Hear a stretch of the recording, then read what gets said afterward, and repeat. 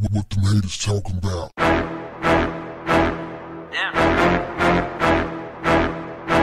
What's up, family? Warning, this is going to question everything you thought you knew about firefighters. Ooh, fam, this is bad. We've heard some atrocities. This is bad. This is right up there with them.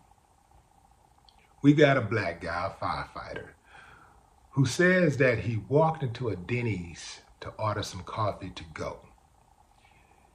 He goes to the restroom as he's waiting for his coffee, and he notices to his left a white guy celebrating his 89th birthday with about 12 friends. He says that as he comes out, he gets a call from the dispatcher who tells him, "Pump your brakes, it's cool, you can relax. It'll be a while before the next run." So he decides to order some food. As he sits there eating his food and he finishes up, as time goes by, the old white guy's friends leave and he's left only with him and his wife. So he gets up to go to the restroom, and as he passes by the guy's table who was sitting right across from him, he says, "Happy birthday, young man. Got to be a lot of memories." And the white guy was like, "Yeah, thank you," and nod his head and keep on going. He goes to the restroom. Now he says when he comes out, the white guy goes, "Hey, come here." So he said, "Yeah." So he starts listening. He says, "You have no idea about the things that I remember that I wish I could not remember." Now I'm paraphrasing. He said, "But I used to be a firefighter back in the 60s and 70s. It was a different time. And dude said when he was a firefighter and he would go into buildings and there were black people in those buildings, he would let them burn.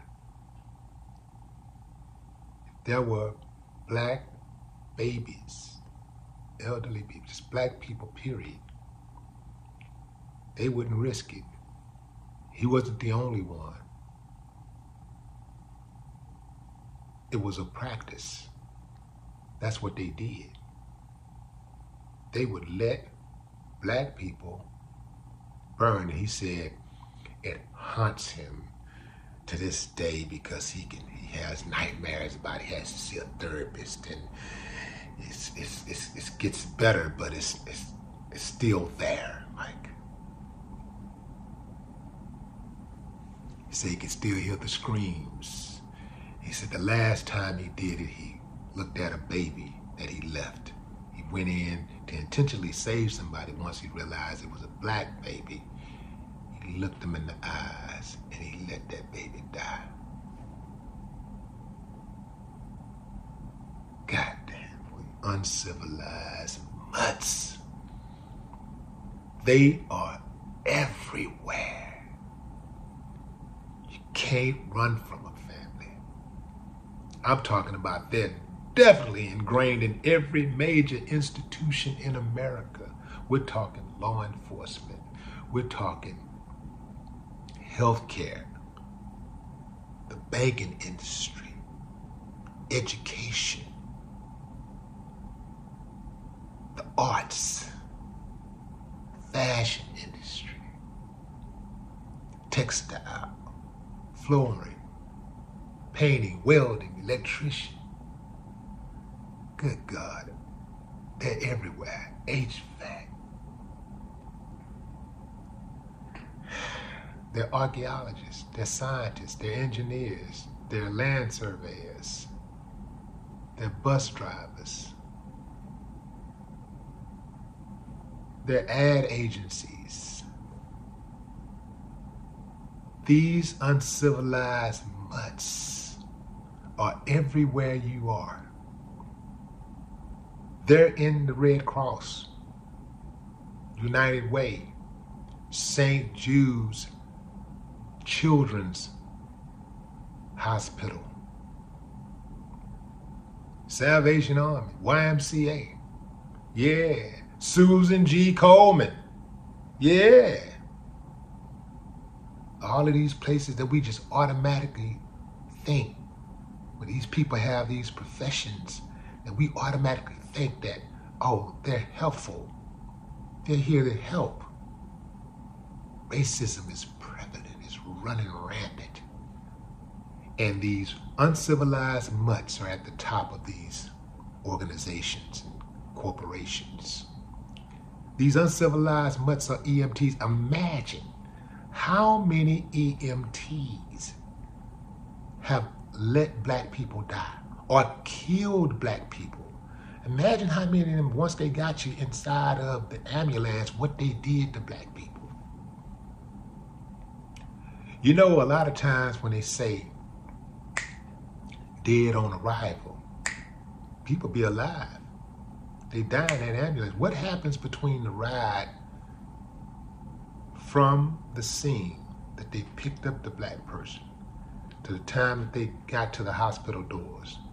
And oftentimes, even when you get to the hospital doors, you ain't safe because the nurses, the medical assistants, the doctors participate in this same demonic behavior.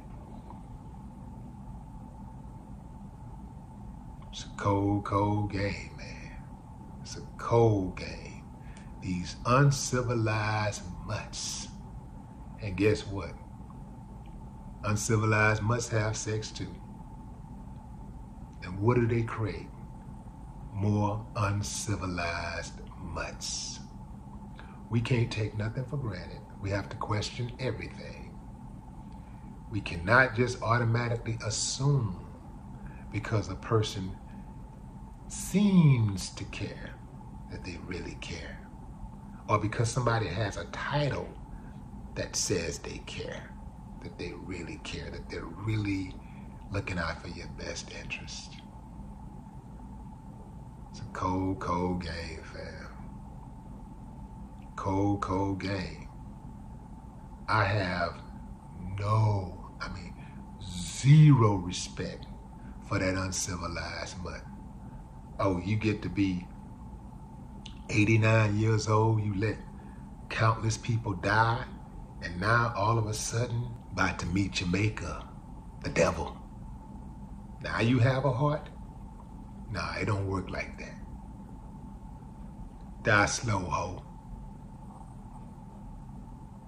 No more talk. What the haters talking about? Damn.